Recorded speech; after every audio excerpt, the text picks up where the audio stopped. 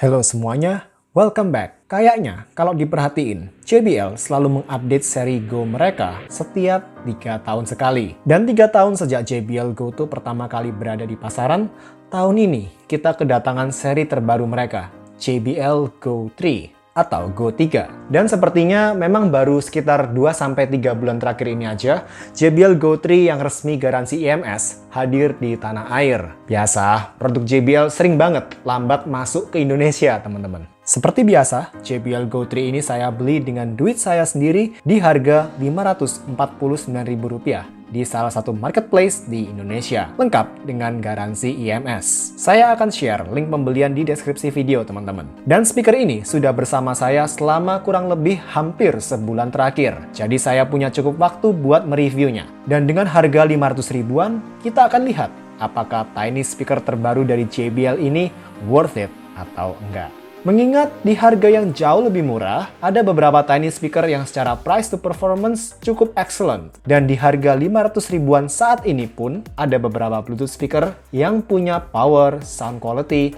dan fitur yang lebih komplit bahkan. Langsung aja, cus!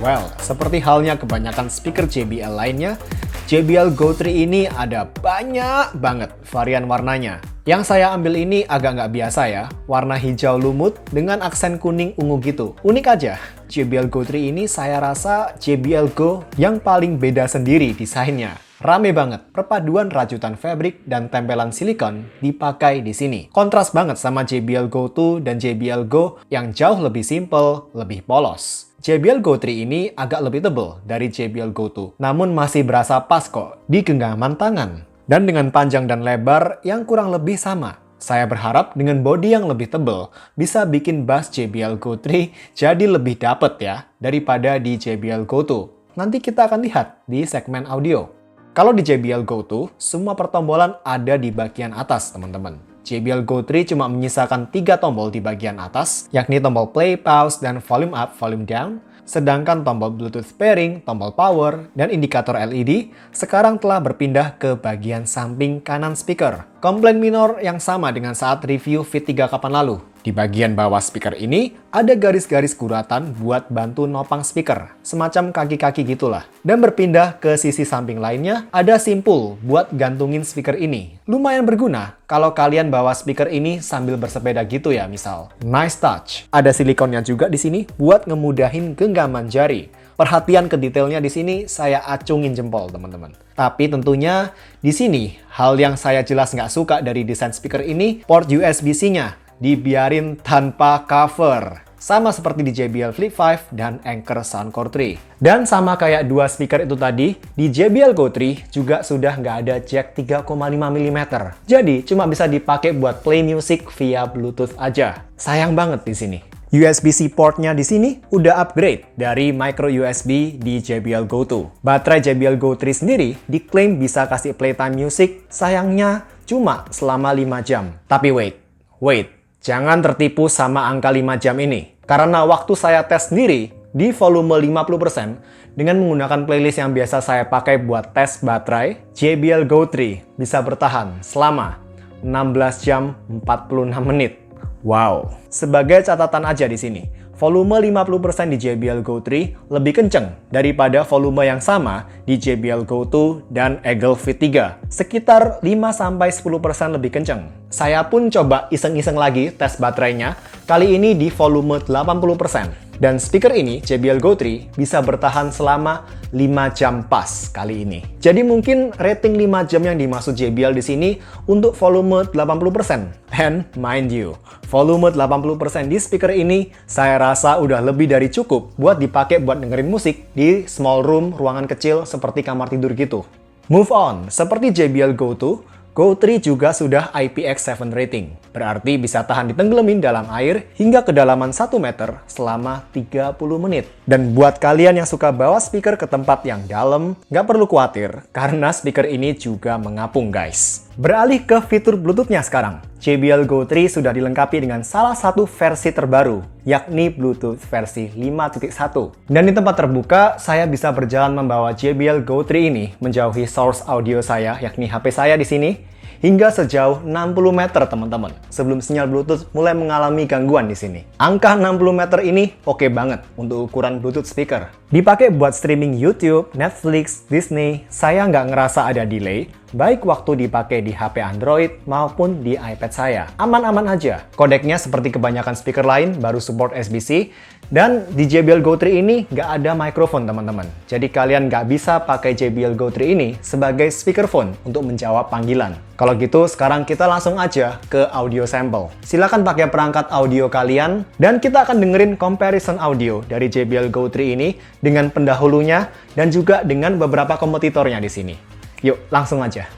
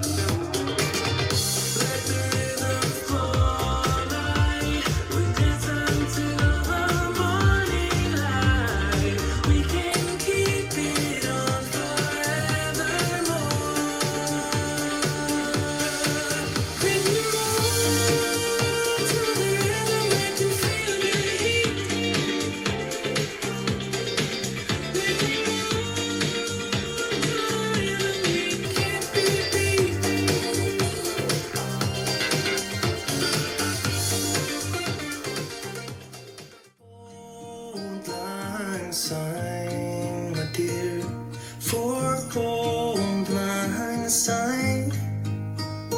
We'll talk a cup of kindness yet for days of old lang syne. And here's a hand, my trusty friend, and here's a hand of thine. We'll talk a cup of kindness yet for old lang syne. For old lang syne, my dear. For old lang syne, we'll talk a cup of kindness yet for old lang syne.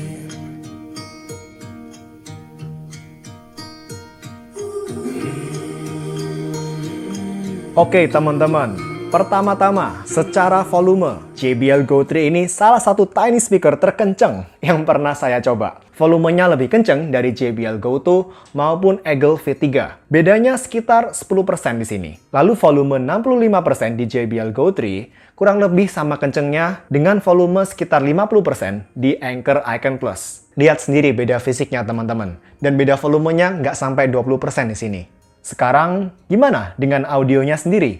Well, JBL Go 3 menurut saya overall punya audio yang sangat balance menurut opini saya. Bass tebel, dalam, punchy, dipadu dengan mid dan vokal yang agak lebih ngutamain artikulasi daripada ketebalan atau body di sini. Ya, khas JBL banget ini. Serta treble yang punya extension yang cukup oke di sini. Lebih extended daripada treble-nya Eagle V3 dan lebih terkontrol daripada treble-nya JBL Go 2. Secara audio, JBL Go 3 ini juga seperti JBL Go 2 yang dikasih steroid di sini. Jadi sekarang body audionya, mulai dari bass, mid, dan treble-nya, sekarang berasa lebih punya body, lebih meaty, dan overall menurut saya semakin terdengar realistis. Kesan digitalnya berkurang di sini. JBL Go 3 juga saya rasa punya audio yang lebih dinamis daripada Eagle V3 maupun JBL Go 2. Dengan pemisahan instrumen yang juga lebih berasa di sini. Misalkan dari segi bass, JBL Go 3 ini improve banget secara kualitas maupun kuantitas daripada pendahulunya, JBL Go 2. Bass di Go 3 terdengar lebih punchy, empuk,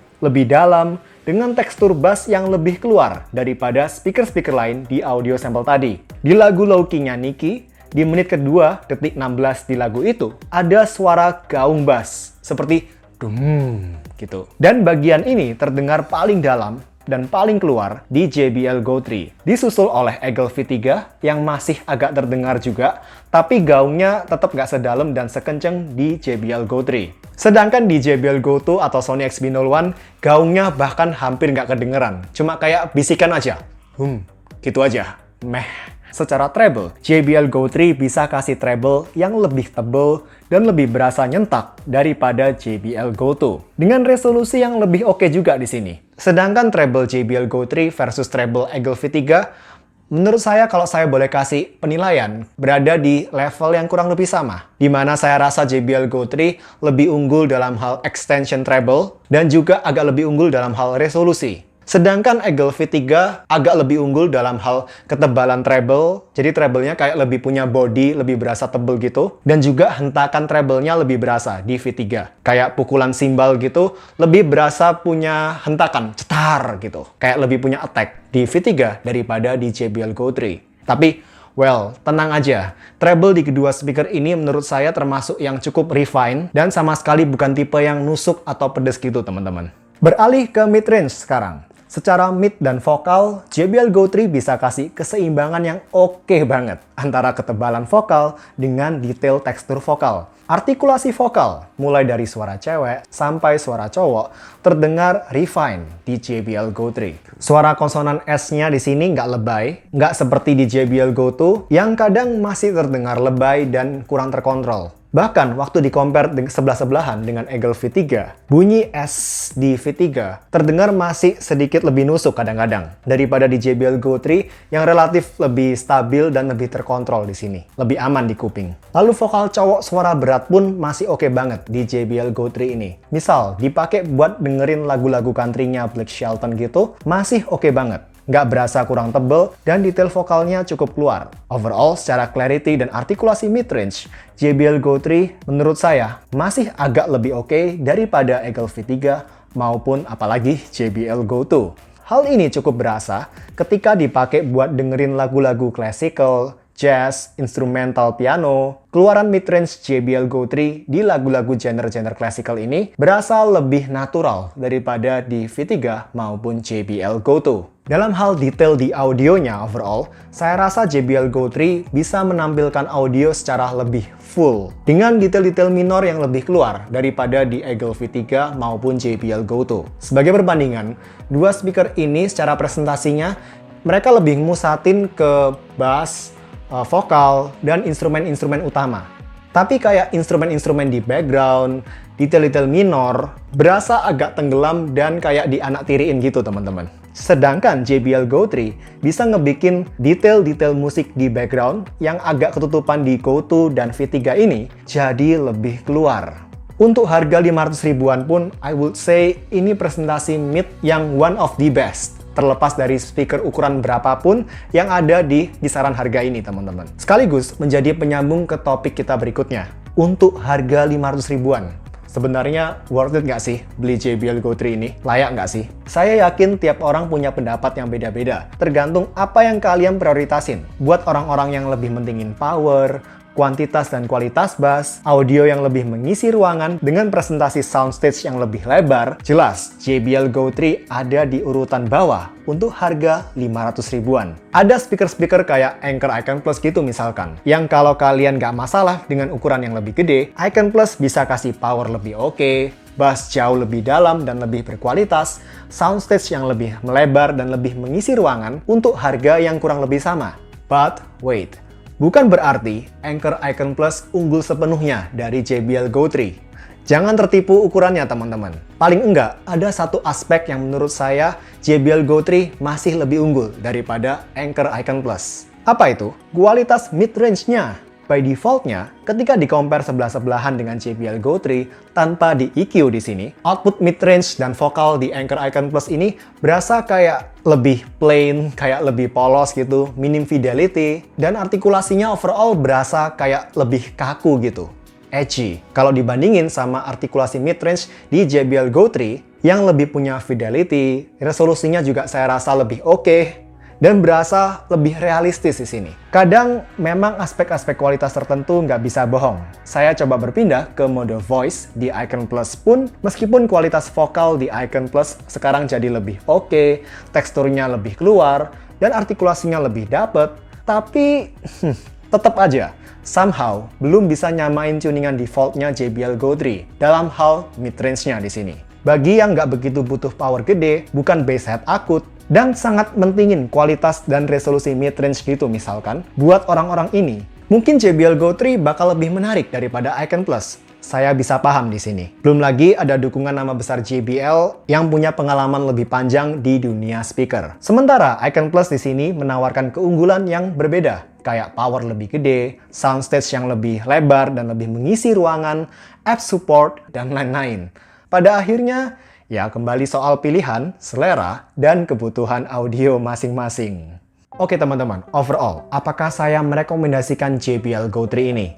Untuk saat ini jawabannya bisa iya, bisa enggak. Ya, kalau kalian lagi cari tiny speaker dengan kualitas audio yang balance dan mature, apalagi mid-range-nya di sini, build quality solid dan desain modern, dan koneksi yang cukup solid juga di sini. Dan nggak masalah buat nge-spend duit sampai 500 ribuan untuk tiny speaker. Untuk case ini, JBL Go 3 nggak akan mengecewakan, saya yakin. Tapi, kalau kalian perhitungan dan mentingin price to performance, ada tiny speaker lain kayak Eagle V3 gitu misalkan, di harga yang 3 kali lebih murah, tapi dengan kualitas yang tentu enggak 3 kali lebih rendah juga.